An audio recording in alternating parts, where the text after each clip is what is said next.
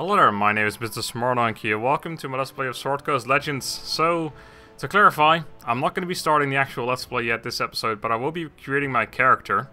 So basically, the game is currently...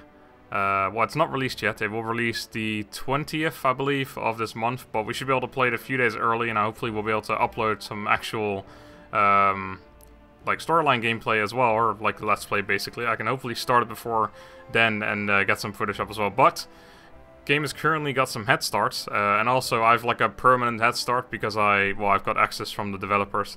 But yeah, there's some head start weekends where basically you can play, but you can't play the single player campaign yet, you can only do dungeons. But anyway, thing is, I can create my character. He won't actually go over, but I'll basically recreate him exactly the same way when the full game is released. So I figured, why not do a first episode just creating my character, going a little through the character creation as well, explaining some things and just having a little look around, essentially.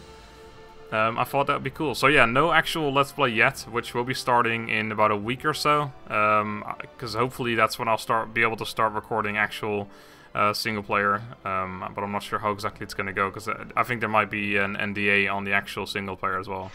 But I should be able to just create a character anyway. So I've already actually gone through it a little bit, because I wanted to decide what kind of character I'll be playing. So this is, I probably am going to be playing the game in single player as well. You can actually play it up to 4 people in co-op, but I probably won't be doing that. Well, I mean, I will, but probably not on camera. I just want to like do it by myself on camera. So anyway, there's 6 classes, I believe. We've got the, as I started, the fighter, we've got the cleric, we've got the rogue, we've got the wizard, the paladin, the ranger, and then I think that's it. Yeah, so the fighter. I'm gonna go for cleric. I'm also gonna go with a male because, as far as I am aware, what the hell? I am a male. That's disturbing. That lady was bald. Anyway, so yeah, I'm a male. I'm gonna go for cleric. So cleric's a priestly champion who wields divine magic in service of a higher power. So each class has like armor proficiencies, weapon proficiencies, and save proficiencies. So we're gonna go for a cleric because I like being a support-ish character. Even though I'm sure I will be getting more support-ish characters in my party as well when we play the game, but still. I'm going to play as a dwarf, because I do like dwarves. So dwarves, bold and hardy. Dwarves are known as skilled warriors, miners, and workers of stone and metal.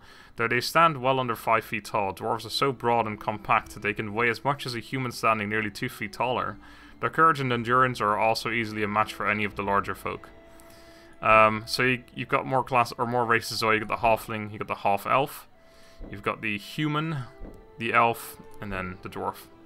So with each of these races, except for the half elf, you actually have a sub-race as well, and this will determine what your extra stats will be. So for the gold dwarf, as a gold dwarf, you have keen senses, deep intuition, and remarkable resilience. You get +2 constitution, +1 wisdom. You get a damage resistance against poison. We get a racial bonus of dwarven toughness and proficiencies in battle axe and hand axe. If you get a shield dwarf, you get 2 constitution and 2 strength. You get damage resistance and poison, which is the same. And then proficiencies, battle axe, hand axe, light, and medium armors. But I'm going to go with a gold dwarf. Because we don't necessarily want the extra... Actually, 2 strength is not bad, but we prefer 1 wisdom over the strength. And we also get dwarven toughness, which is better. And we don't need the light and medium proficiency, but because we can already get that from here. This has cloth, light, medium, and shields. So yeah, we don't need that. Anyway, so we're going to go for gold dwarf. Then we have a background. I actually am going to go with the Acolyte. There's a whole bunch of them, but let's just go for the Acolyte real quick. You've spent your life in the service of a temple to a specific god or pantheon of gods. You act as an intermediary between the realm of the holy and the mortal world, performing sacred rituals, rites even, and offering sacrifices in order to conduct worshippers into the presence of the divine. You are not necessarily a cleric. Performing sacred rites is not the same thing as channeling divine power. Okay, so we are actually a cleric as well, but the reason I want to go with this because we get starting gold of 15. That's not the reason why I want to go with it, but we get +1 wisdom and +3 to all healing given. And I think this is the only one. I've gone through all of them a few times.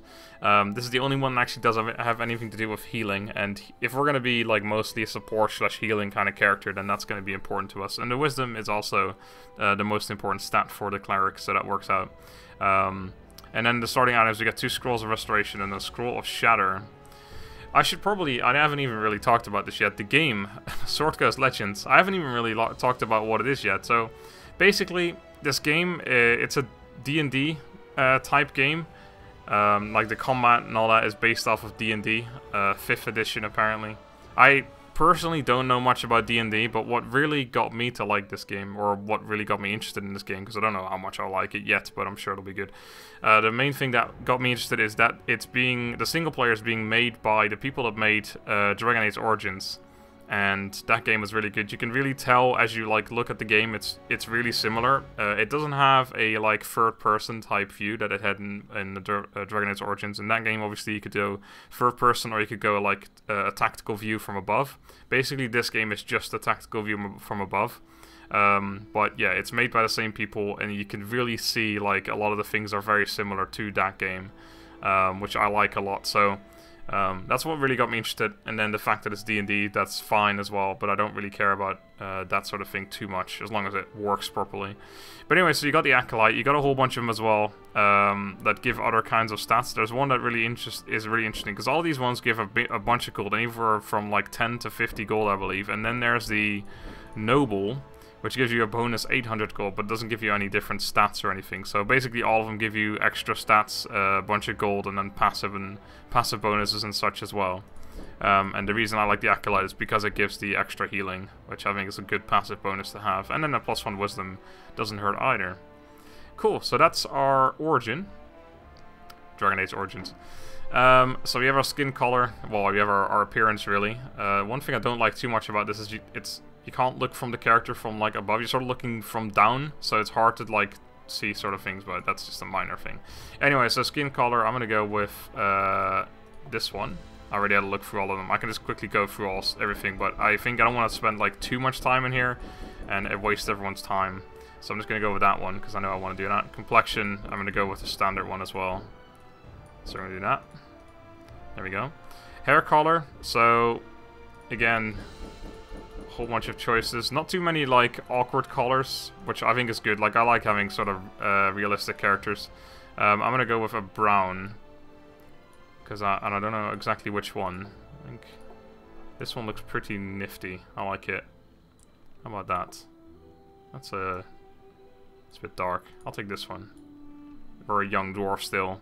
Right, hairstyle. I think this is actually exactly the style of both hair and beard that I wanted to go with. So I'll quickly go through them because this is always fun. But yeah, that's exactly the ones I wanted to do. So this is a little cool one. But doesn't really fit. Same with that one. It's like a... I don't know. Doesn't really fit with the character. But yeah, we want to go with this one. And then I want to take that beard that we had as well. That one right there. Not too many options, but enough to... have enough, I think. Let's get this out of the way. Alright, so eyes. I wanted to have blue eyes. Those ones right there. Perfect. Okay. Eyelid height. Let's get a little more from the center. Eye angle. Eye size. Get a little bigger than that. Maybe even a little bigger. Okay. Spacing. There. Okay. Sorry about that. That's very embarrassing. And a brow depth. I think we're gonna go a little... I think actually that's around fine right there. I don't want to be like that. That looks ridiculous, but I kind of like having it like this, because then the hair actually, like if you go with that any further, then the hair just sort of disappears. So let's go around around here-ish. That looks good. Okay, nose. Well, we are a dwarf, so we need a fairly sizable nose. Doesn't have to be like all the way up there, but need a sizable nose, of course. Let's get a bit more from the side. But I do like the character creation. It's not like super ridiculous in the amount of options it's got, like some games, but it's enough to... Because you're always looking... Like I said, this is only tactical view, so you're always looking from up top anyway, so it doesn't really matter how your character looks, but it's cool that you can still put this much detail into your character, even though it's so far up, essentially, the camera. Okay, there's our nose, cheeks and jaw. Oh wow, like you can see, I like that as well, like you can go through the hair, so you can make it more hair or less, essentially. Let's go around there. Cheek height, that's fine. But obviously when we get to the actual equipment, stats and abilities, is going to get more interesting. And the neck, can't really tell much, a little bit over here. But yeah, our neck is hidden by our beard, so we can't really tell much. But we are, again, we're a dwarf, so we need a fairly sizable neck, don't we? Okay, and then our chin. Keep it around there. Okay, and on lips and ears, lip fullness. It's mostly covered by the mustache, but that's alright. And ear, I like this as well with the ears, because you can make it like this, so you can barely tell because the hair is in the way. I like that. But I'm not gonna do that though. I'm gonna go a little bit outwards, like that. That's cool. All right. Now equipment. This is cool as well. So basically, any proficiency that you have, which we can have a look at here. These are the proficiencies that we have as our class. If you start as a paladin or a warrior, you have every single thing unlocked except for the lockpicking and search. These are different. Like they're not really. I mean, they're like skills instead of proficiencies. But yeah, with the warrior and paladin, you have everything unlocked, like every single weapon you can use, essentially. And that comes into play here. So, whichever efficiencies you have, or proficiencies you have even, that's the kind of weapon you can use. So we're going to go, let's see, I want to do it by type. So, basically what you can see, so club, for example, 1 to 4 bludgeoning. Then you got the mace, which is 1 to 6 bludgeoning. And you wonder, why the hell would you ever go for the club? Well, that's basically got to do with the efficiency, or proficiencies, damn it, I keep saying efficiency. So you start out with club, like this is the lowest level of this, like, weapon type. So the club is the lowest, then the mace, and then you get a Morning Star, which is the better of the one-handed ones. Then you can go two-handed, which is Great Club, and then you have two-handed Maul. So this is like the worst one, and this one's slightly better. This one's the best version of the one-handed, and this one is a two-handed, and then this one is a better two-handed. And the same goes for other weapons as well. Actually, for the axe, for example, it just goes from one-handed axe, better one-handed axe, two-handed axe. And then you've got that with other weapons as well. Like this is a quarterstaff, which turns into a short spear, then it's pike, and then a halberd, which is pretty cool. But anyway, we're gonna go with a battle axe because it's the best one-handed weapon we can wield, because that's the best proficiency we have. So I could go for the mace, but you know it's 1 to 6, and you can see the hand axe is 1 to 6 as well. Battle axe is still one-handed, but it's 2 to 8, so it's the best weapon we can wield. That's a one-handed weapon. Because we could go for the Great Club, which is two-handed, but it still does the same amount of damage, so it's just pointless.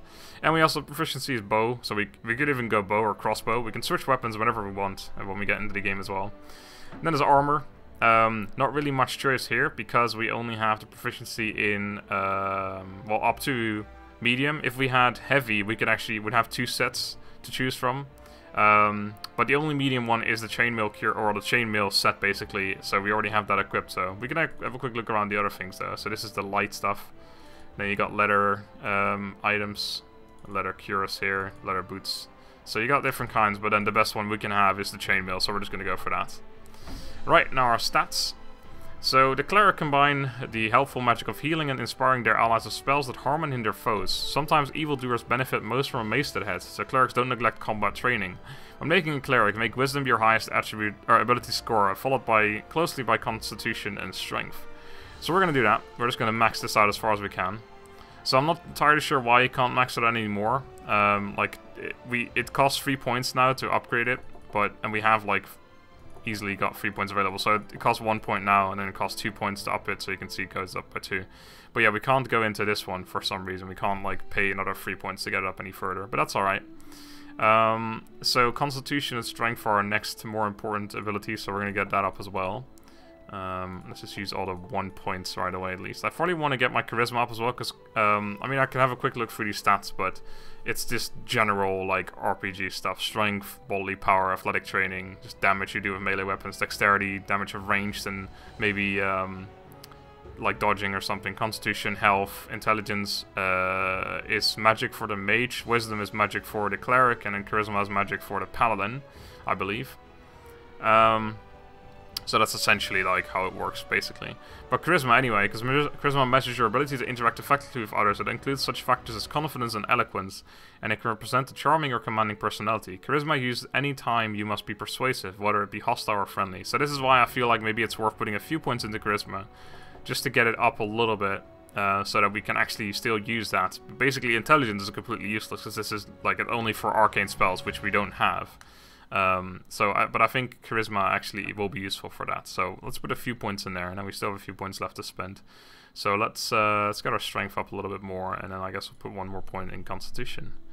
Right, that leaves us with no points remaining. So our strength is 15, our dexterity is only 8, but I think in this game it actually doesn't have anything to do with dodging attacks. It just determines ranged and finesse weapons, which we're not using. We use an axe.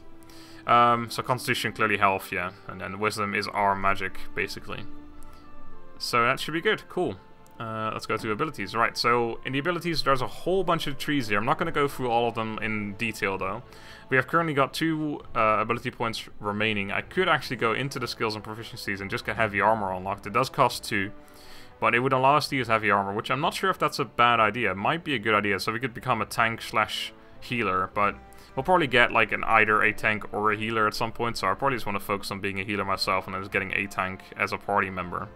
But anyway, so we have several trees: the Divine, Righteous Champion, and Light. These are the 3 trees that belong to the Cleric class that we're using. And then these ones, Life, War, Protection, and Martial, are classes that everyone gets to put points in, essentially. Actually, I'm not sure everyone. I think some of them... Because I do know when you play as a warrior, for example, there's another one that's called Ranged, and I think the same happens when you're a rogue. So you basically, because that's something to do with using ranged weapons. So there's another tree for them. I could actually use ranged weapons, but I wouldn't get that tree. And I'm assuming if you're playing as a mage or wizard, sorry, you might not get this one because you don't need a shield blast when you're a wizard, do you, or anything like this. So yeah, I guess there's a few differences in between which class you're playing, depending on, like, yeah, you get different kinds of trees here, but generally it's these ones plus or minus 1 or 2 essentially. Anyway, so you have 2 points remaining, which isn't a whole lot. I think we're gonna immediately go into getting a heal, because we are supposed to be a healer. So let's quickly see what we've got. So we've got, in our Divine tree, we've got Produce Flame. So basically what this means, this is a cantrip ability. So is this one, and so is this one. So what this means is this is your standard attack. So every time you do an attack, you select either one, or either one of these 3 abilities, and then you use that attack as your main attack, essentially. So anyway, this one is a ranged one that does 2 to 8 fire damage on hit. This one is melee, but it's 5 to 11. And this one is also ranged and it hits for 2 to 8 radiant damage. There's a difference in the damages, of course, as well. Some enemies are weak to certain things. This one is fire. But this one, the targets must succeed a DC 13 dexterity saving throw. I'm not sure exactly what this means, but it's a D&D term. They have to basically roll a die, and if they hit 13 or more, I guess they save. If they don't, then they take 2 to 8 radiant damage. But anyway, so most important for us is probably going to be the melee, since that's the character I want to be playing, is a melee character. So we currently have Healing Word available over here in this tree. We have nothing available here. We need to be level 3 for this. Actually, we need to be level 13 for this. It costs 3 points to unlock it. Same with these things here as well. In this tree, we have 1 ability available. So the Healing Word, which has a fairly big range. It restores 9 to 10 hit points. This is actually a lot. I think this character starts with 12. I just had a little look earlier. It starts with 12 HP. Has no effect on undead or constructs. We have another heal as well, though. This one heals for 12 to 14, but it's smaller range, so it would mean that we have to run over to whoever we're healing. But generally, that's going to be a melee character, and if we're going to be in melee, then that's good. It has a 30-second cooldown. I don't know what this one is, though. 20 seconds. That's something to consider, though. But anyway, so yeah, this is Cure Wounds, heals 12 to 14, and again, no effect on undead or constructs. And we can see, like, we can level up further in there, and we got Prayer of Healing unlocked here as well, and Disciple of Light, which is more healing stuff, essentially, whereas this one only unlocks into a further same heal. So I think I would prefer going into this one, just to unlock the Cure Wounds. We're going to actually go into Cure Wounds 2 as well, which means it actually goes up by 1 yard. We also heal for a little bit more. However, I don't think this is necessary, because like I said, we start with 12 HP ourselves, so we immediately heal ourselves up to full, so it's not necessary right now. In the life ability, we get Bless, which means we bless all of our allies within range. Whenever an affected target makes an attack roll or saving throw, it gains a +2 to the roll. These effects last 60 seconds, so that's pretty good. That's a 40-second cooldown, last 60 seconds, so I can always have +2 on a roll, essentially. That's pretty damn strong. Nothing here we can unlock currently. We need to be level 5 and level 2 for that one. Okay. Over here we can go for shield stuff, but if we're not going to go tanky, then I'm probably not going to bother with this. Not for now anyway, I might do at some point. And then we have a martial tree, so we can go for Victorious Surge. Strike of Victorious Fervor, dealing 5 to 16 slashing damage From this attack causes you to recover 7 to 9 HP. That's pretty good, but it's 40-second cooldown. Flying Foe. This hurls a spear attached to a chain and an enemy, and once you if you hit them, they will get pierced and they will be pulled towards you, which is pretty cool. But anyway, I think I'm gonna go with the life ability. This one, basically always have a +2 to the roll. I think that'd be quite good to have as well. So I'm gonna spend my last point in that, and then that is that for our abilities. So let's go to our summary. So our name will be Donkey. Our portrait. This is cool as well. So similar to Dragon Age Origins, you can choose like a little portrait. I'm gonna go with that one, and I'm gonna go with the gruff voice. I'll quickly come here a second. Go through them. Listen up. Listen up. Might I have a moment of your time? Greetings. I like the gruff one. It sounds the most dwarfish to me. So we've got an alignment as well. I am gonna be straight up lawful good because we're a good guy. We're a cleric. We want to heal people. We're a good guy. So lawful good. Creatures can be counted on to do the right thing as expected by society. Gold dragons, paladins, and most dwarves are lawful good. We're also a dwarf, so that also makes sense. Right, and then we can choose a deity. Generally, I'm not actually really someone to believe in gods personally, but you know, we're playing a game where it's a role-playing game, especially. We're gonna go with a deity, and I've already chosen one as well, which is this one. So you can see here, this is good for chaotic good, neutral, lawful good, and lawful neutral. So, Ilmater, the crying god, is a good god of endurance, suffering, and perseverance. He offers peace and relief to those who are suffering, and defends those who are oppressed and treated unjustly. His faithful are very active in providing care to the injured and ill. The reason I went with that is because we're a cleric. I'm going to be a healer. It makes sense. There's another one that's actually good as well, which I like, which is, was it Tempest?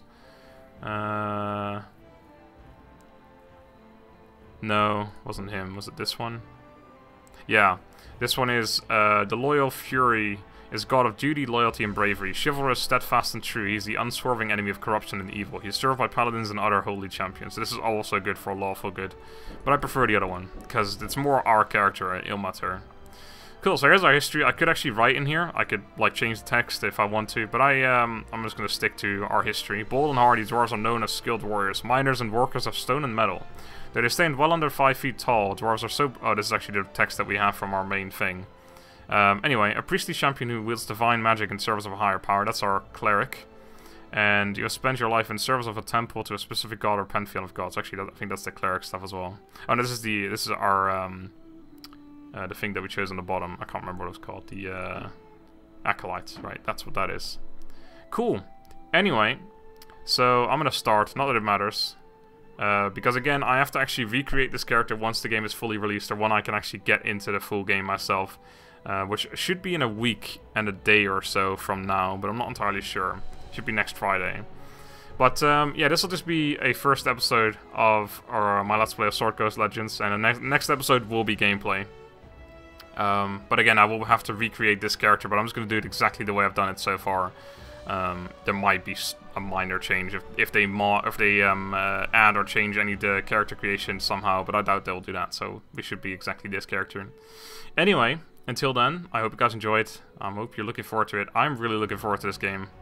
Ever since I heard of it a few months ago, I've been super looking forward to this game. It's looking to be really awesome. At least the single player, for me, is what I'm looking forward to most. But until then, thank you guys for watching. I hope you enjoyed, and goodbye.